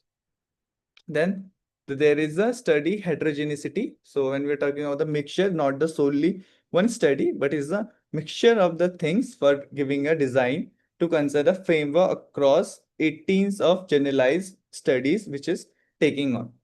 So when I've read all these studies, which the 18th study, which is finalized from the Prisma model, so it came across with a consistently emerged in the thing that AI has a numerous potential to expand the access and to improve the efficiency and the personalized care. But however, there is the things, there are many of the times that it is doing which is unable to done by the AI. So when we are talking about the towards human intelligence in the mental health care. So when you're taking about the intelligence in the mental health care, so AI enhance the access of personalization and preventive care. So I've taught of the AI and everything, how the diagnosis is given, how the treatment plan is given. Now, what are the ethical score backbones, the societal pressures, the accountability is it given. So there is a preventive care, all that thing, and the personalization and the access to the mental health for an individual, but which has a ethical legitimacy to depend on whether it is a capacity or the definition to choose care wisely. Okay, how it's happening. So the most future is not because the choices of the human and the machine, not saying we have to choose only the therapist, only the AI only. So it's not a war between the humans and the AIs for who is better or who is giving the better diagnosis, but it's a process of collaboration which is still taking on, and many of the institutions which are going on through the trained disciplines process for using the AI. So it's a collaboration ground for the ethical clarity and the culturally humanity compassion. So, however, when we are saying of the therapies, the psychotherapies, yeah, CBTs had introduced or the virtual exposure therapies are there for the AI integration, but most of the therapy when we are saying of REBT or the family therapies, which is not still introduced in the AI. It therapy which is fundamentally, and it is fundamentally in the human endeavors, but empathy, trust, morality, when we are saying of the basic things of a therapist, which is having empathy, trust, or the morality or responsibility or the contextual understanding remains difficulty to replicate through the algorithms, because algorithm cannot, when we are saying of the algorithm, it cannot be giving to the empathy, the kind of empathy which is given by the clinician cannot be given. The trust, the level of trust which is given by the human, it cannot be given. The responsibility, which the accountability, when we say responsibility, accountability, that type of things cannot be taken by the AI only. So the future is therefore unlikely to be a competition not between humans and AI, which I already said. It's not competition between humans and AI. Instead, it is a most promising future of the one collaboration where the technology enhance the capability of clinician. So it should be made basically on the enhancing the capabilities of the clinician while preserving the humanity that lies on the heart of the therapeutic practices, that the core practices which are given for the trust, confidentiality, fairness, which is the core heart of the therapist practices. It should be there. The question is not whether the AI will be a part of mental health care, but it is already part of our system. We should accept that it is already part of in our system, and it cannot be replicated or it cannot be changed. So the real question is how we can ensure. So the question arises that all of things, that how we can ensure that the integration is strengthened, how the strength is integration, or rather it is a weakness for the individual, but it's our own capacity of care for one and another. So for this study, so there is a citation for the source for 24, and study synthesized therefore was the studies, and the therapeutic domain was the 5, where the I studies about the psychotherapies of this AR and VR. Then the 18 were the ethical consideration for the AI, and the 24 sources which is cited. So lastly, the 5 takeaways for the carry forward, like the AI can expand and reach the diagnostic, therapy, delivery, on monitoring, but it works best as a decision support, not a replacement. Second, bias travels with the data. As the data increases, bias also increases, but training the set for the skewed for the westerns or the urbans, for digitally literating population, for not using AI individually, but using a training for using the AI for the mental health professionals. Then third is the every efficiency gains. So when the efficiency is gained by the phenotyping or the predictions or the chatbots by giving our passive data, so it carries the matching tensions, which is like false alarms, giving a false signs and symptoms, and the surveillance and the emotional substitution, which cannot be given by the AIs. Fourth, it is responsible for adoptions, need for coherence across the all the four levels, which I talk about the levels, the technology levels, the clinician level, the relation, and the societal purpose. Fifth, the core question which is never ki, can AI do this? The most of the thing which I say ki human cannot do this thing, but the core question what we ask from the AI, can you do this? Okay. So but that's it is a deepen of our care and capacity to choose wisely and humanly how it things goes to the work. Okay. So let's see what stuck. So how many studies were included in the synthesis? So any would want to like to answer this? Actually, let's the time is very short, so I want to keep 10 minutes for a discussion only. So anyone who can tell about the digital phenotyping?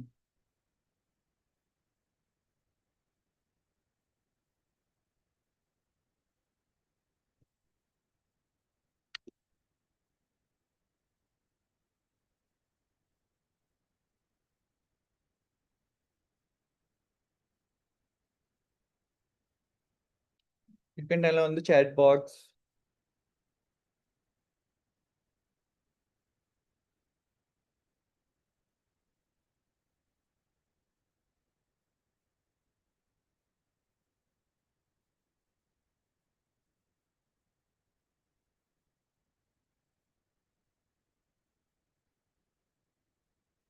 Okay, so hmm. So that was over with the my PPT. So I hope everyone get a brief gist of how the AI is going to work, how the diagnosis is going on, what are the levels of the functioning, and how it's the ethical things which is going on for the AI, what type of therapy which is introducing by the AI, what kind of therapy is still waited for introduction in the AI, and it's not for the collaborate, it's for the collaboration for even the therapist and the human being, not solely on discarding the diagnosis of the AI. Okay, so open with the questions. So I will like to answer you all the questions, or you can either say it or you can type it on the chat so I can address them. Okay, thank you, Mr. Priyanshu Kunwar. Your presentation is very nicely because you are interacting with the participants, and again, you have nicely presented the Prisma model. And another important part is that you have pointed out some of the unidentified issues. For example, your overlapping of symptoms, that is the false alarm. That point you have mentioned very nicely. I have my only one question, that is, nowadays ChatGPT can make the story, anonymous story. It is possible. So can we apply the bibliotherapeutic model in case of the mental health counseling? Because if the patient comes to me with several clinical problems, and if I give that clinical problems to the chat GPT, and I'm telling that is now you make one story so that this individual can overcome. For example, if there is any depression patient and the self-esteem level is very low, so if I point out as a clinical psychologist, if I can point out that low self-esteem is the major factor. So if I say ChatGPT, that is one patient came to me with these complaints. And I have noted the low self-esteem is the major factor. So can you make a story out of it? And based upon that story, because that story will be the anonymous story, with the Yes. complaints as well as the solutions. Okay. So if I can provide the therapeutic reading to this client, it will take less time for the clinician to manage the session. This is my hunch. You can think about it. Okay, sir. Thank you, sir, for asking the question. So, when we are talking about the bibliotherapy and the patient is coming for the depression, so it's giving the sign and symptom. So, when we are giving prompt to the AI, so it is not basically it's suggesting the whole story. Yeah, it can suggest you a whole story if you are saying you want a whole story for the therapy purpose. But apart from that, what I can suggest you can just say the recommendation for appropriate reading materials, like how you are saying this is the type of client is coming and this is the age of the, can you provide me the material for that? So it can be giving a specific reference source which is highly more reliable and more valid. When we are saying of the story, yes, it can give you an anonymous story, but it not is a very reliable or very valid in the answers. But when we are saying giving the changing command for the AI for giving us a proper appropriate reading materials or giving a citation for it, so the reliability and the validity for that thing get increased. Then second, you can use the prompts like you can giving the facilitate reflection. When we say of the facilitate reflection, what type of character it is given for the, or what coping strategy it can be used, or which kind of emotion came up for that thing. So that all things can be a major part for the AI for giving us a helpful conversation for treating for the patient, not solely getting reliable for the story, but yeah, giving a references which is more cited and having a high reliability and the validity for addressing that specific problem. Thank you, Priyanshu. Another question comes, that is the prevalence of AI use. That is very high in case of the marital counseling, marital relationship. But there is another group of people, they are the neurodivergent people. And their parents, they are also moving here and there. They are not able to speak the problems of their sons or their kids. So how AI can support these parents who are suffering from the neurodivergent, for example, the autistic children like that? So, okay. So when we are saying of the neurodivergent of the autistic children, so they are using the higher communication first system for using giving a specific game. Or have you heard, all of you heard about the Blue Whale game? So that was game came into like 2022 and is a highly addictive because of the prompts given by the AI and the game. So there was a many of the tasks which is given by the AI and should be completed by that time. So when we are saying of the neurodivergent children or the autistic children, they have a self-regulatory playing or not. They do not play with the other people or the other children with their age group, but they use a self-stimulating behavior. So when we are taking of AI like the games, which is a stimulation based, which is providing rewards or the reinforcement. For example, if I'm saying you have to pick that book here and there, and the reward is given to you, next level is opening by you. So that type of AI support system, when we are given the individualizing therapy, can be used for the autistic children. Secondly, the puzzles and all the puzzles which is giving the atlas kind of thing, which is a game introduced, which is also can be used for the autistic children for using it. When we are using of executive functioning, so there are the many helpful AI zips which is still going on. When you are opening the Telegram, you can also see right now or the after this webinar. So when you go to the Telegram, there is a in right hand side there is a zip. So that is a informative gameplay which can be introduced in the daily life. So as me as an individual, I always play that game. So that game increase the executive functioning of individual. So AI is helping us for the different basis, but not only on the basis of chat GPTs, but yeah, on the different side of the gameplays expect also. So it can be used as a play therapy for individual who is suffering as a neurodivergent, when we are seeing on neurodivergent children or the autistic children. So it can be helpful. Okay, thank you. I think audience have some question. Yes, sir. Shunila, would you like to add something? Ask one thing, sir, that very recently we have been watching that children are being bullied in school, children losing lives because of certain things. Do you think that AI facial recognition as well as sound something can be used in order to study the atmosphere in the class?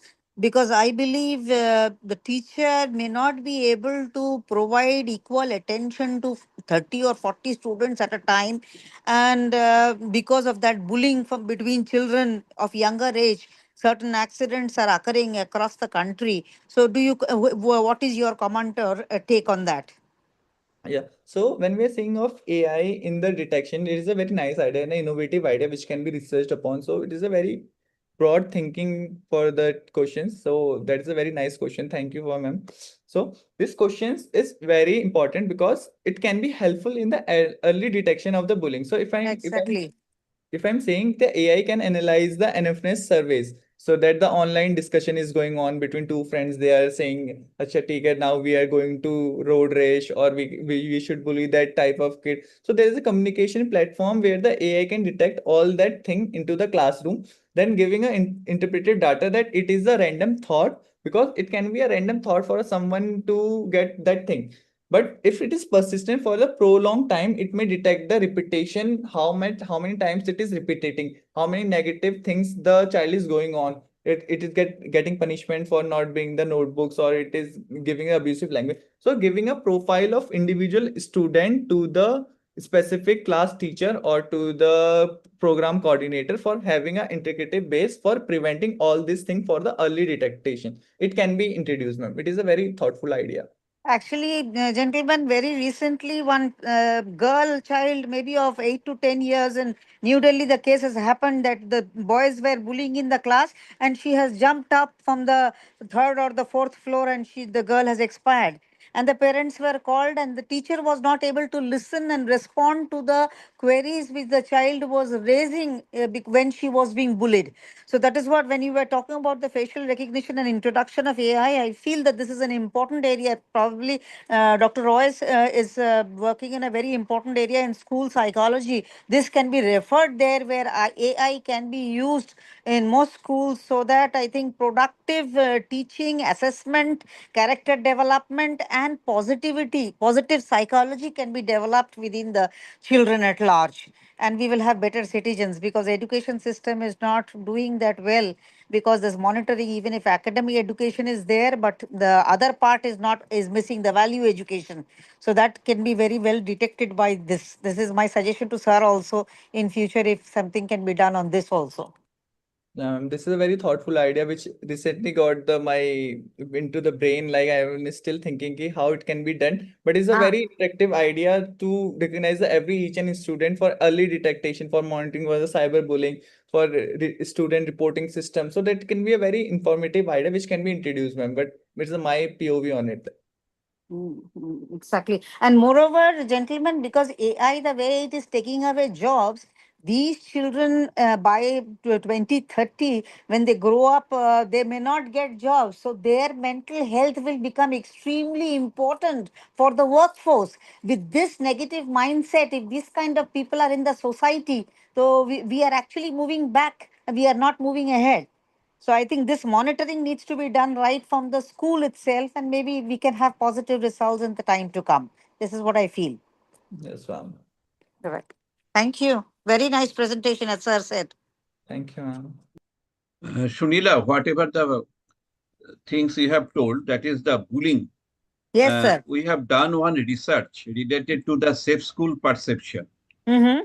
So that is the important part where we have noted That is the social discrimination is the important factor, particularly for bullying. And whereas the teacher and student relationship is very much cordial, there the bullying relatively less. We have collected data, there is empirical data, it has been already published, shape school perception. So thank you, Sunila, for highlighting this bullying issue. Here are some other people, Tandra Haldar, Shoma, Minoti Jana, Opu Rai. Sir, Opuroy has a question in the chat box. Okay, so the question of Apurai was, good morning, sir. I am Apurai. My question is, how reliable and safe is AI for use of mental health care, particularly in supporting assessment and the therapy? So when we are saying of assessment, AI is not very useful for using the assessment. If you do the very basic assessment of the BDI, which is a very clinician, when we are saying of the self-reporting or the clinician rating, so it is a very basic assessment which is individually given. So when you say na, you have to score to the AI, you click the photo and send to that AI, you have to do the scoring. So the basic incorrection of the AI will be there. If there is a correct correction, if you say, is it correct? If you write another command that is it correct, the moment you are typing this command, the responses get changes. So AI cannot be more reliable when we are saying of changing of assessment because it having very limited knowledge because AI work on the NLPs when we are saying of the NLPs. Yes, if you are providing a certain type of prompt for every day, you are giving the 100 prompt for the day, ki you have to do this assessment on a daily basis. Yet it will be forming a good NLP support system for giving that individual assessment, but not initially when we are saying it can be solely give the assessment or a therapy. So initially, when you're giving a certain prompts and giving an NLPs, there is a recognition of data for all over there. So it giving its own database. So when then you are asking on the certain day, you have to do for this therapy and you have to do this assessment. So it is getting that data and giving a certain specific answer. Thank you, sir. Sir, I just want opinion like that Dr. Roy and Sunita ma'am also said about the bullying and the bibliotherapy. So that today we all know that adolescents and the many adults are more dependent on AI to share their emotions. That whatever happening in their life, they just took many suggestions through AI. And I have also read some research paper that those are focuses on mental distress and even AI cause to like suicidal risk. And even sir, you also said or discuss about the Blue Whale game. We all know that how harmful that game was that time. So, sir, what is your opinion that people like mostly adolescent, those are already isolated themselves and suffer silently suffering. So, sir, what is your opinion about this, or how can we cope them about this kind of situation? Okay, so when we are seeing of this kind of situation, when the peoples and the students are getting the high risk for the suicide, not sharing their problem. So initially, it's on basis on the early detection, on the early childhoods, how their parenting style was, how their communication with their siblings was. So when these all factor come into the across, for example, if there is a client of 22 years old who is having a conflicted family environment, not having enough friends, and always get bullied for the things he was asking for. So the most common perception for individual will be that he should not sharing his thing with the other people, but only friend he got is his phone or the laptop. So he will more communicative for sharing that thing to the individual. So like the ma'am also raised the question that we can say we can introduce the AI for the early detection. So when we are introducing AI for the early detection for the class 9th or the 10th grade, what they want to become, how they think of the perception. So their perception, initial perception can be changed for seeing the thing. Like for example, changing perception for not avoiding social situation when they're distressed, but share to the 10 peoples for whenever they are getting distressed, share that thing for a 10 unknown peoples, not the known peoples, but the 10 unknown peoples. That how it can be a replacement for AI to individual, how that a certain pointers can be added to the brains of the student, like this thing can be happened, or this could be a end rage can be done if there is not availability for that thing. So it can be done for the very small period of time, that changing the perception of individual student for seeing things. Once the perception changes, the AI uses for that thing can be reduced. Okay, sir, thank you so much. Okay, any more questions? One thing I would like to add here, gentlemen, what you said was right. But as she said, like, how can we reduce all these things in the youngsters? Emotional intelligence talks about identifying the emotions at an early time, so that more we dwell in the negative emotions over a longer period of time, they tend to graduate to the next level. Hence, mentoring or identification of these problems at an earlier time through mentoring. I think the answer to that question should be, to some extent, that mentoring is very, very important. These days, AI cannot be a perfect mentor. Human intervention is very, very important for better mental health. I think you should be able to say more, but this is what I feel, that emotions need to be exchanged with human beings, and that through mentoring can impact better mental health in the growing up stage, which can avert many such suicidal tendencies or other issues which emerge, which is a fallout of all those negative thought processes. Yes, ma'am. Thank you, ma'am. Okay, just we are at the end of the point. It is almost 11. So I'm requesting Falak, please you give the vote of thanks. Sir, Farha ma'am also asks a question, Sorry, please. sir. Okay. Falak, please you give the vote of thanks.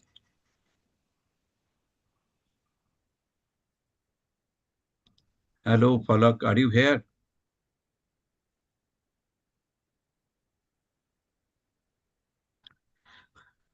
Okay, possibly Falak has some network problem. Okay, I'm very much thankful to Priyanshu Kunwar for his nice presentation. And you have raised many questions among the participants. It is very nice, very nice. You are able to create the brainstorming. That is the important part of your presentation. And now I am requesting all of you, please close your hands for the prayer.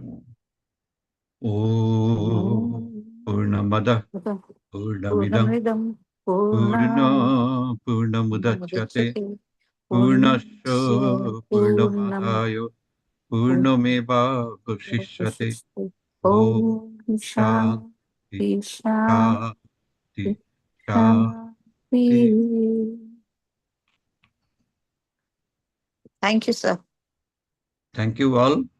Thank you, sir, for your kind presence and your participation. Who are interested for the certificate, please you contact Farah Madam or Devaruti. So now I am closing the session.